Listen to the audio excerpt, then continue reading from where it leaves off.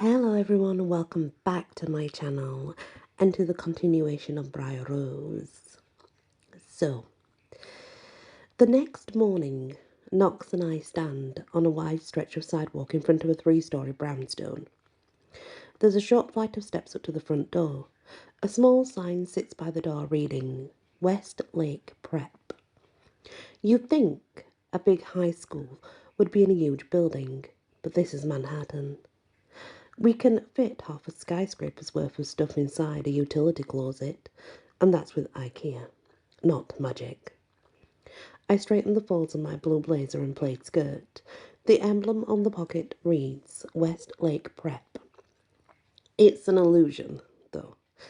All students receive a charm to hide their real clothes from the mortal world.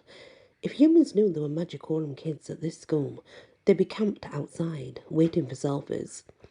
In reality, I'm wearing my leather pants, my crop tank, heavy boots. This outfit is something that Ella and I got from the fairies. It's unshreddable. So even if I shift, the outfit will be whole when I turn back into my human form. My inner animal grumbles inside me. Why can't we dress like we want to? That's what Nox is doing. We do dress the way we want. It's just that humans can't tell yet. It's the glamour from this charm bracelet. We should never hide. Our mate isn't. Unlike me and every other kid waiting on the wide sidewalk outside Westlake, Knox left his charm bracelet at home. In other words, all the other boys are wearing a blue blazer and plaid pants. Not Knox. I really don't blame him though. Plaid pants are rough. Instead, Knox wears regular uniform of black pants, a dark t-shirt, and a fitted leather jacket. It's all couture. Werewolves have a great sense of style, after all, but it's most definitely not school standard. At least for the street. Inside my soul, my wolf paces in frustration. We shouldn't have to hide anymore. I don't want to hide. Now, I get where my wolf is going with this.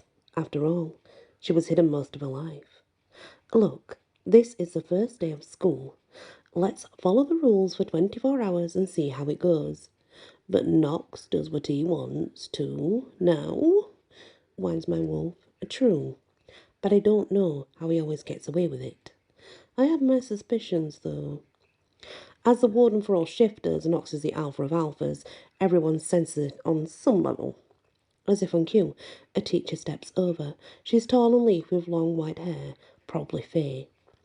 Are you a Westlake Prep student? She asks. Her voice has somewhat of a jingle to it, which is another sign that she might be a Fae.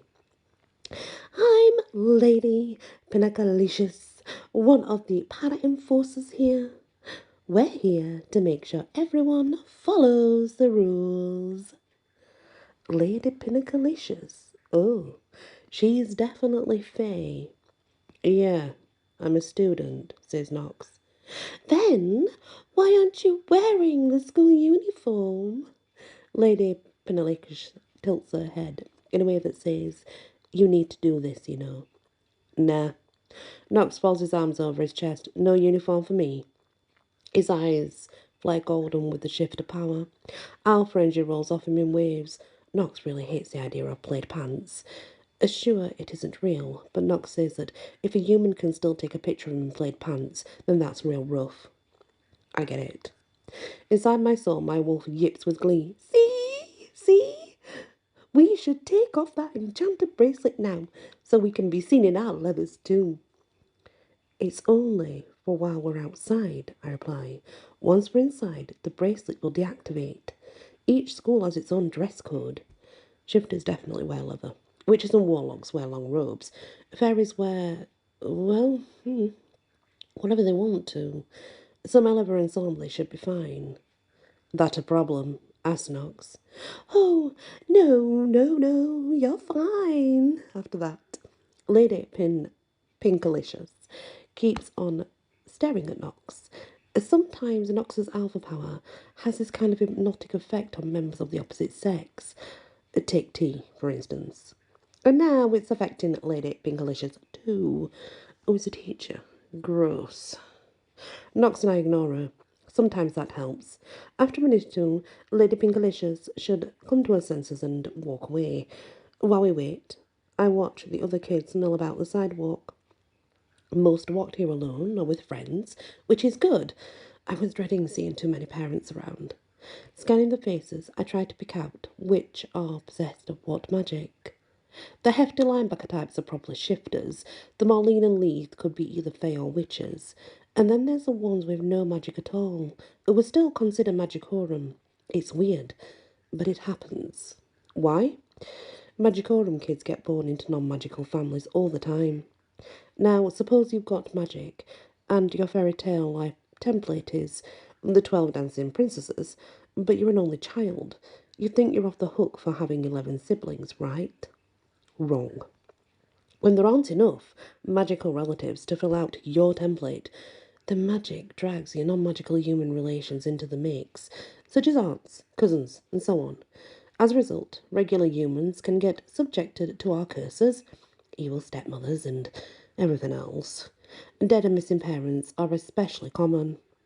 When that happens, an otherwise normal person becomes an official member of the Magicorum. That's why some of the kids here today are non-magical, but they're still attending Westlake. They're here to learn the ropes and build alliances. It's only fair. Lady Pinkalicious pokes Nox in the shoulder. The dazed look in her eyes says she's still under Nox's alpha spell. Hi, I'm still here, Lady Pinkalicious. Yeah, I got that. Nox loops his arm around my shoulders. I'm Nox. This is my mate, Bry. Do you need help with tutoring or anything? Lady Pinkalicious is still staring at Nox and not getting the hint. I almost feel sorry for her. You know what? I ask. The rest of my words become lost. A flash of white light appears in my mind's eye. An ethereal cold crawls over my skin. Magic. A voice sounds in my head. Find the device. On reflex, I speak back. No, I won't translate another word. And I might say that a little too loud for the sidewalk. A bunch of people stop chatting, turn around and stare. Lady Pinkalicious shakes her head. My outburst seemed to have snapped her out of whatever spell she was under. What did you say? My face burns red. Did I just say that out loud? I said, I think I saw someone breaking the rules. Over there. I point in the general direction of the opposite area of the sidewalk. Okay. Lady Pinkalicious narrows her eyes, looking at me like I'm nuts. But after all I've been through, I won't be intimidated by someone named Lady Pinkalicious. She winks at Nox. Bye for now. Let's bite her, says my wolf. No way. We're not shifting and biting anyone. You're no fun. True, but the last thing we need is to change into a wolf form on the sidewalk. There'll be a dozen humans here in a heartbeat, and all of them will be asking for autographs and taking selfies. No way. Still would be worth it. Just one little bite. Not a chance. My inner wolf sniffs. You're going to be boring. I'll do something else for a while. For the record, the ability to shut each other out is a two-way street with my wolf. A heartbeat later, I can sense her going into her own version of stasis. It's her way of saying she's ticked. Nox gives my shoulders a gentle squeeze. Your wolf giving you trouble. She's gone stasis. Let me guess. She's not happy that she can't bite Lady Pinkalicious. How'd you guess? Because my wolf is howling about it. Nox shakes his head. I envy you and your wolf. I know what he means. As far as I know, I'm the only werewolf who can shut out a wolf and vice versa. Nox is stuck with it in his head 24/7. I go on tiptoe. Where are Ella and Alec, anyway? Nox is a head taller than me, so he has a better view of the crowded sidewalk. About 10 yards away, trying to get through the crowd and find us. Trying? All the wizards and witches want to talk to Alec. And Ella can't get past them either. Not exactly. Nox frowns. No, Ella's surrounded by fae kids. My protective instincts kick in. Are the fairies hurting her? No. Nox shakes his head. They're being nice. Huh. I guess the fae can be nice. I just didn't expect it. A mixture of surprise and concern battled it out inside my nervous system. Faye being nice. There just has to be a catch. Knox turned so he's facing me nose to nose. What was all that before with Lady Pinkalicious? What did you mean? You won't translate another word. I rubbed my temples, like the action will shove the needed thoughts back into my head. I don't remember. Let me guess, says Knox.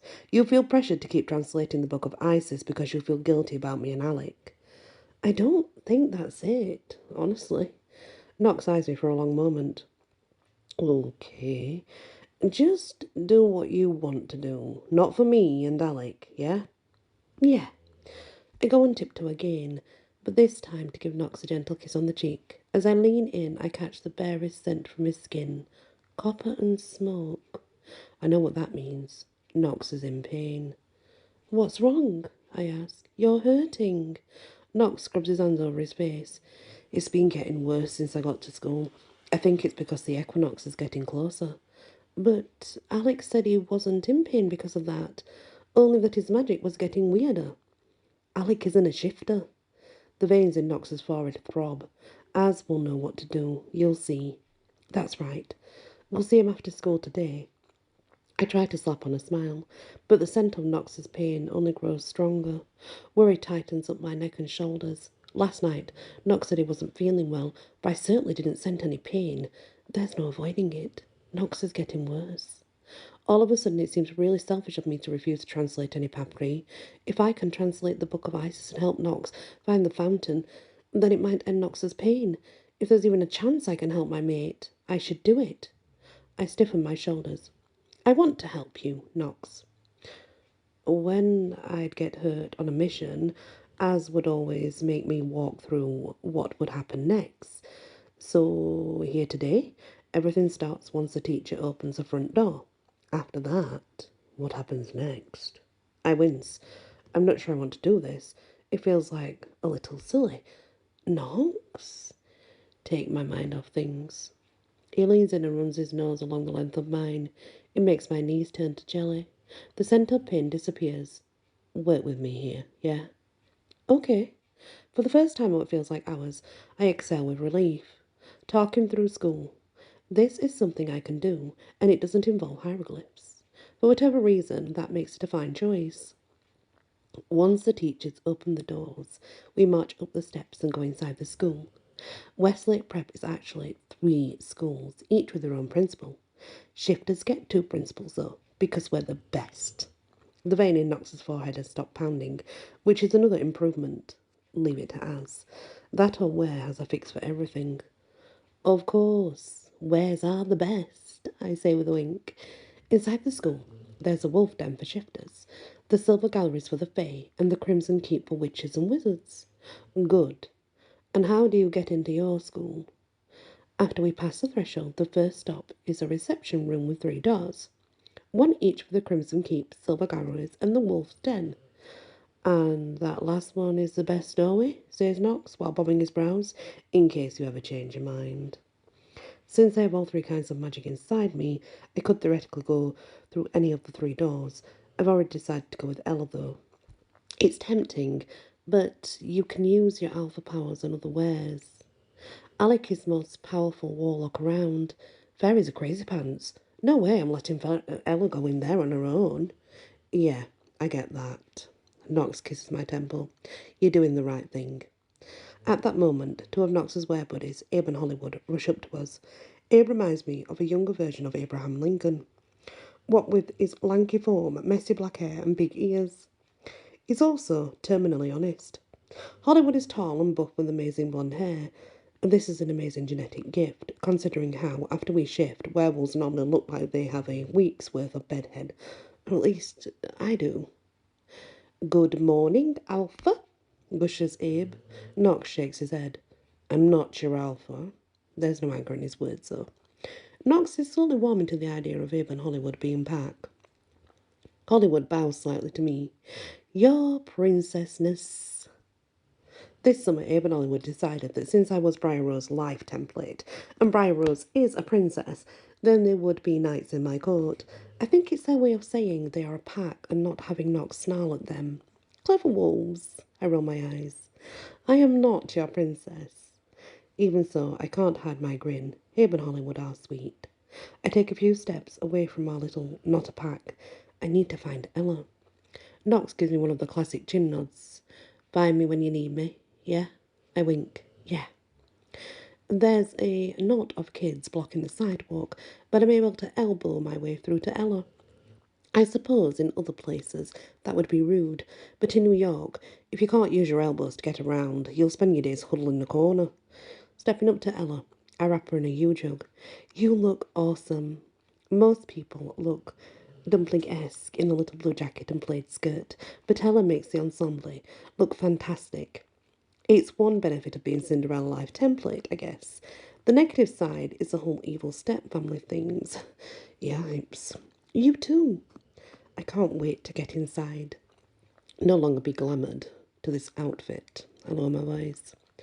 I can't help but worry that if I somehow lose control and shift, the school uniform won't be unshreddable, if you know what I mean. To Ella's credit, she takes my somewhat unreasonable fear seriously. They'll be opening the doors any second now. The front doors swing open, and the mass of students starts to file up the stairs and into Westlake Prep. Side by side, Ella and I follow the crowd up the stairs. For years, I've wanted nothing more than to walk inside this particular school, and now that the moment is here, a ton of emotions battle it out inside me. Excitement. Fear. Worry. I slap on a smile and march up the steps. Ella is beside me. My badass werewolf boyfriend waits nearby, and most of all, I face much worse, like last summer when Queen Nixa tried to flay me, or before that when I had to take down the zombie jewels. Whatever happens, I can handle this. And if they ask me to assemble those dumb papri, I'll just brush them off. No one can make me translate the Book of Isis. No one. And that is the next chapter of Bryar Rose. They are finally at school. I still have this picture of Colonel Mallory being a dad, though. I really do. I think it's highly possible. I don't know how, but I do think it is.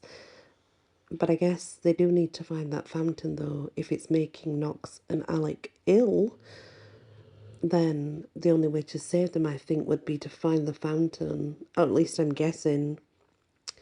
Thanks for listening to this episode, and many blessings.